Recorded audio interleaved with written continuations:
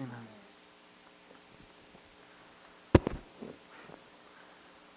So, without further ado, from the far distant land of Ypsilanti, weighing in at 100 and About 185. weighing in at 185 pounds, 5'11". fighting out of the podium in red, Quinn Heiser!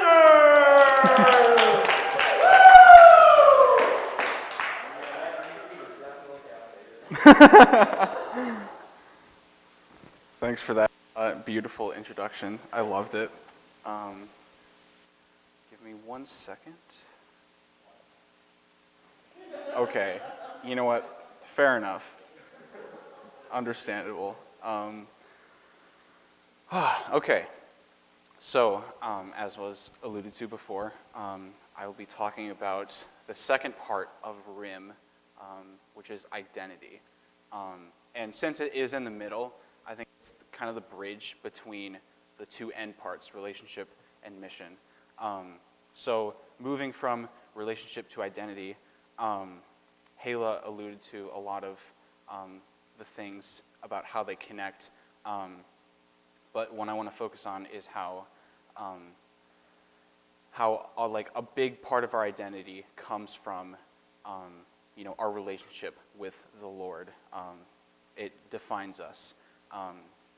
But some differences that have to do between the two are that relationships have to do with the hearts of the other or knowing the other, whereas identity has to do more with the heart of the self. So kind of taking a step back and figuring out who we really are, independent of the people around us. And we might be tempted to try to define ourselves based off of other people as reference points, in the same way that you might try to communicate a location by referencing it to other things. Like you might say, oh, where's this new building? Oh, well, it's just east of the McDonald's on Main Street, or it's just south of downtown and then a little bit north of the fire station. Something like that. In the same way, we might try to base our identity off of how we fit in with the framework of the people around us. But as I said, identity should be more kind of taking a step back from all of that and focusing on the relation that matters the most, and that is with how we are with God. So it also entails tackling questions of human existence, like who am I? What defines me, or why am I here? I mean, that was already kind of done in the activity we just did. We explored the different answers that people might have to answering the big question, who am I? And through this, we have a deep search or yearning for identity. God has placed this all within us to discover ourselves, but we often look for it in the wrong places. So it could be, various things like career and occupation. Well, in this case, we're all students, so it could be more, basing your identity based off of your major or what you're studying or something like that. There are also groups of people or affiliations. So oh, well, I'm part of this group, so that's my whole identity. That's who I am. I'm nothing outside of that. Or it could be, possessions, like, oh, I have these things and these things and these things. I'm going to base my identity off of that and get attached to those objects. That's who I am. Could be hobbies and skills. So I really like doing this thing. I'm really good at, A, B, and C, so that's who I am. Or it could even be in just your appearance, like, oh, I'm 185 pounds, 5'11", blue eyes, brown hair. That's me. But all of these things, they're not necessarily bad. I mean, these are, extra things to kind of specify who we are, but that's not at the core of who we really are. And I myself am kind of a self-proclaimed personality systems expert, and I've spent a lot of time studying various ways to I guess you could say classify people or things like that. But for what? And I found that under all of my efforts to learn and know more about myself and these systems is a really deep need for identity, to understand myself.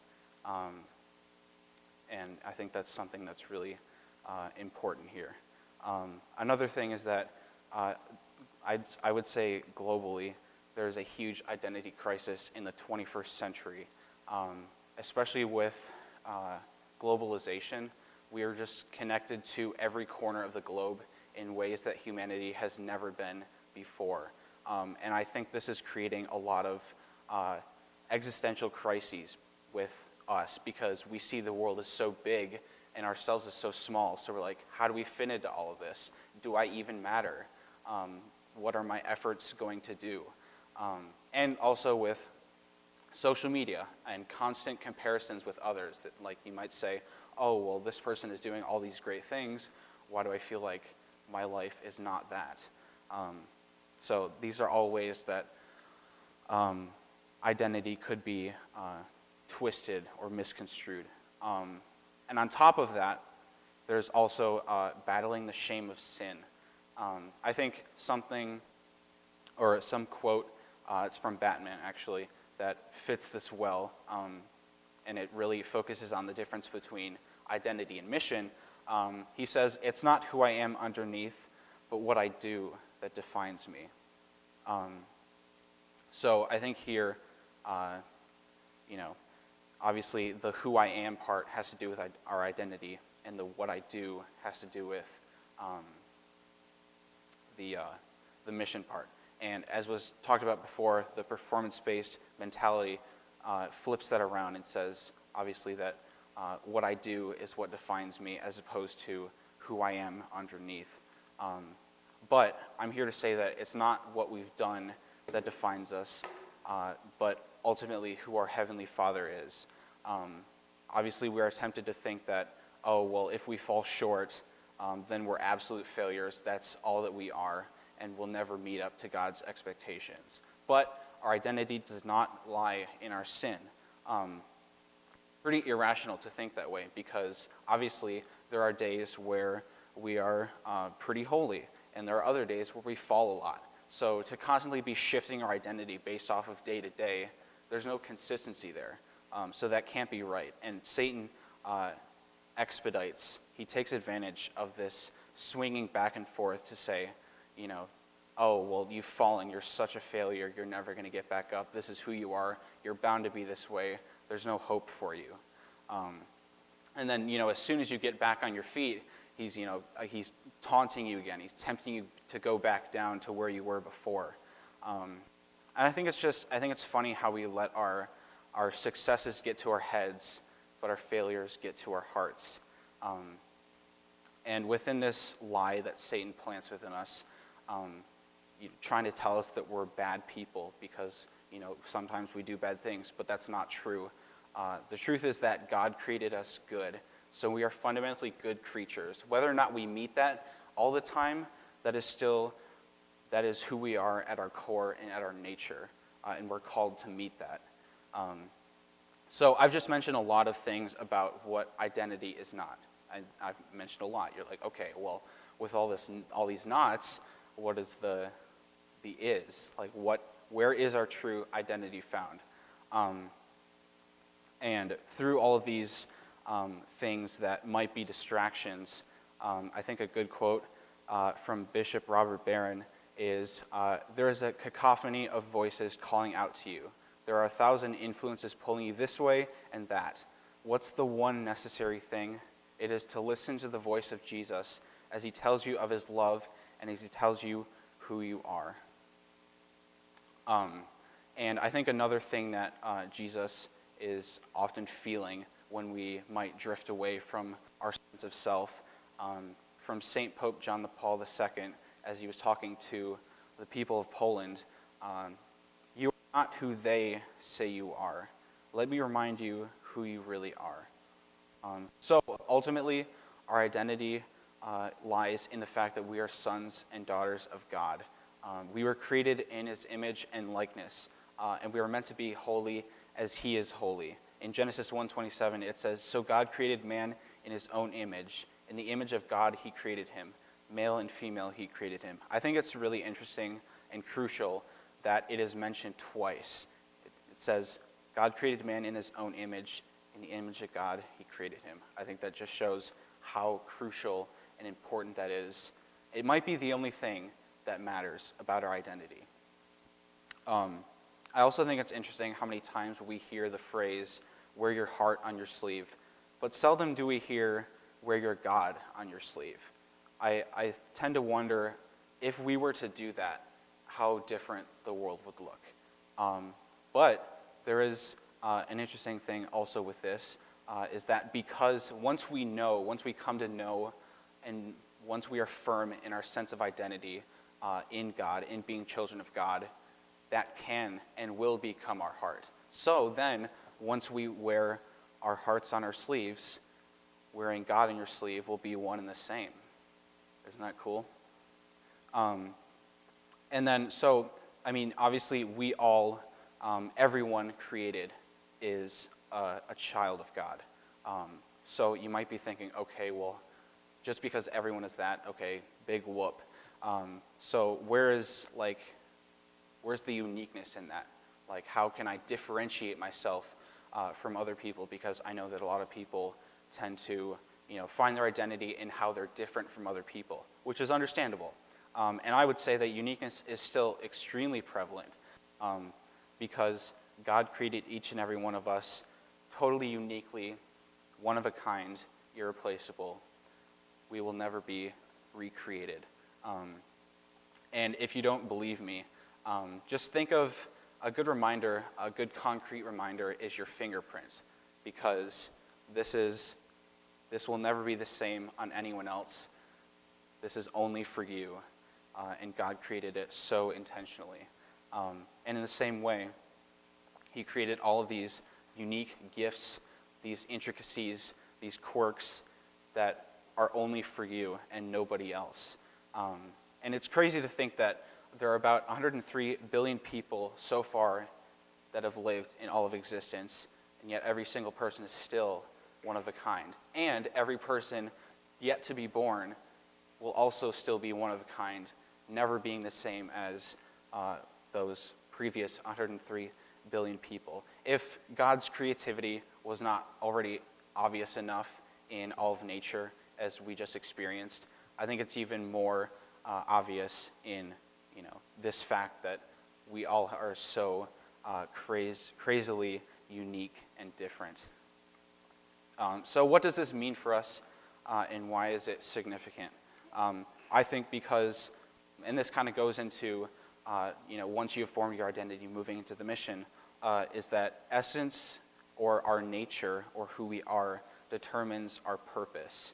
And in Ephesians 2:10, it kind of alludes to this. It says, "For we are his workmanship, created in Christ Jesus for good works, which God prepared beforehand that we should walk in them." So, that is to say that we are crafted for a very specific purpose and goal in mind. And a word that sums this up pretty well, this concept, is a Greek word that Aristotle elaborated on a lot, and it's called telos. And it pretty much translates to our ultimate end or goal or objective or purpose. So with that in mind, we're all created with a different telos.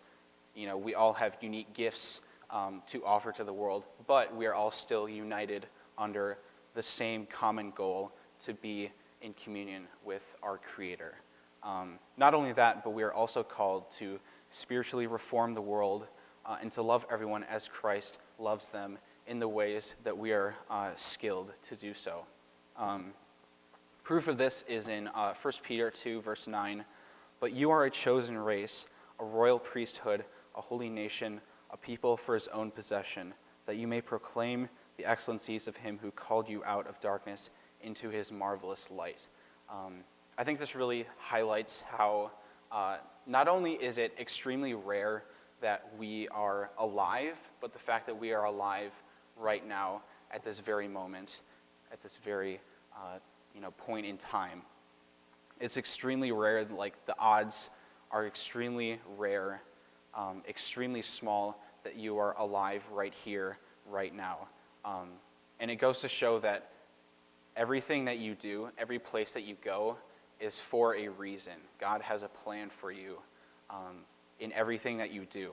Everything, every little small thing along the way, every step has a purpose. And you are called to fulfill that in whatever ways you are able to best. And I think this is interesting. So in the same way that, scissors are created to cut things, and it's specifically crafted with, blades to cut and with handles to use. Obviously, the creator or the inventor had this very specific purpose in mind to function, to do things. In the same way, we were also created with a very specific goal in mind that nobody else can fulfill, that only you can fulfill, because we are all chosen ones in the end. Except the only difference is that we are not merely tools, we are also creatures to be loved and appreciated for who we are as unique people with amazing identities in Him. And the loving people as Christ loves them, seeing the uniqueness in everyone, also entails getting as many people in heaven as possible. So before we close out, I just want to leave you with some food for thought. So the two words, lives versus lies, what is the difference? The only difference is the V. So in order for your lives to be true, in order for you to be true to yourself, true to your authentic identity in sons and daughters of God, you have to put the V in lives. You have to put the value, valor, virtue, vigor, victory, vision, and volition, lest you become lies.